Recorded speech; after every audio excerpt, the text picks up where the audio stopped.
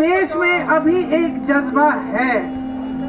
इस देश के संविधान के लिए, इस देश की धरती के लिए, इस देश की अनेकता के लिए एक जज्बा है जो हर एक हिंदुस्तानी के दिल में आज भी है।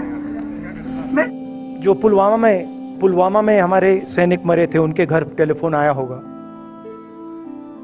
हजारों कश्मीरी लोगों के घर टेलीफोन आया होगा। सेना के परिवारों को टेलीफोन आया होगा। वैसा ही टेलीफोन आया।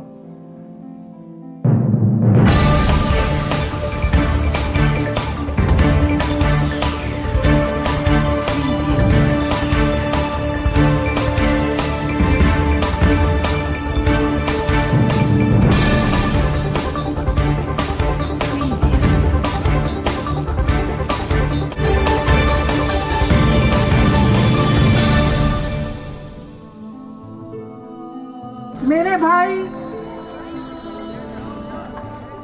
शायद सितंबर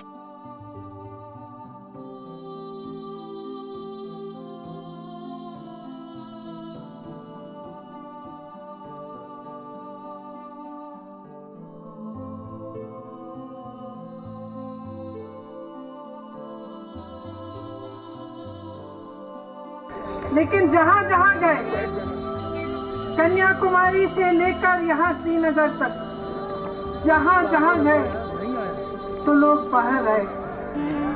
किस लिए आए? किस लिए आए?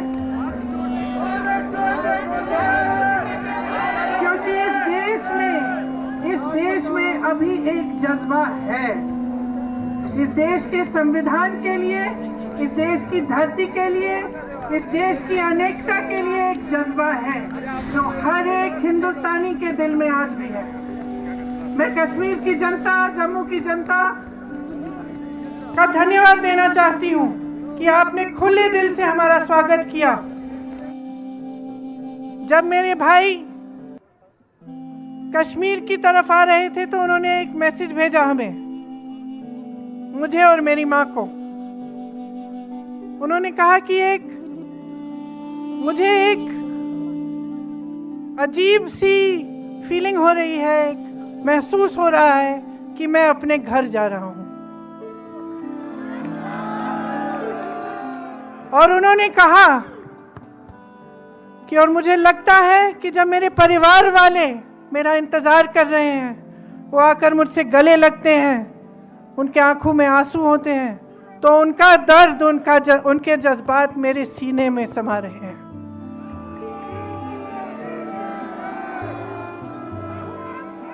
यहाँ खड़े होते हुए गर्व महसूस हो रहा है कि कांग्रेस पार्टी ने एक ऐसी यात्रा की जिसकी ओर पूरा देश देख रहा है और पूरे देश ने जिसका समर्थन किया।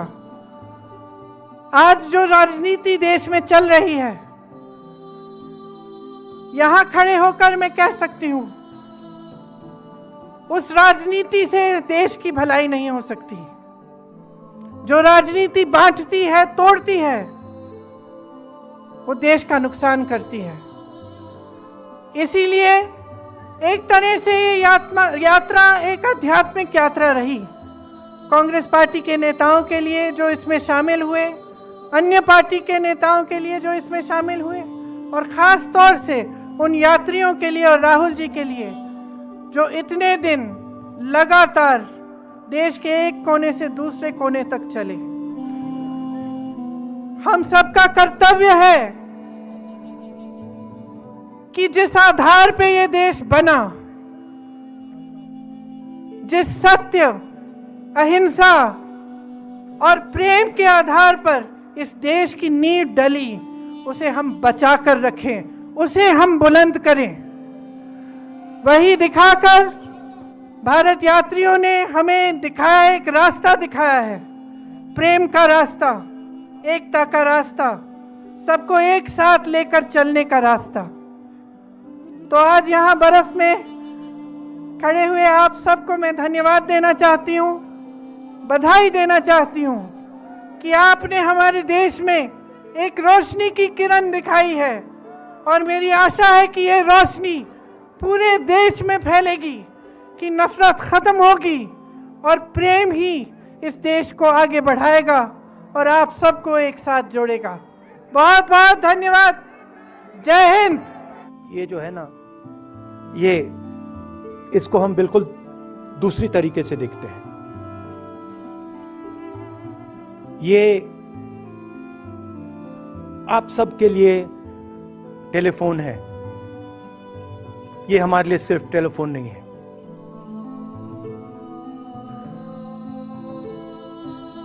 उसके बाद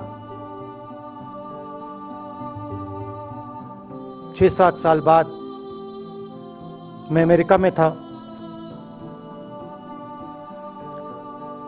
और फिर से टेलीफोन आया।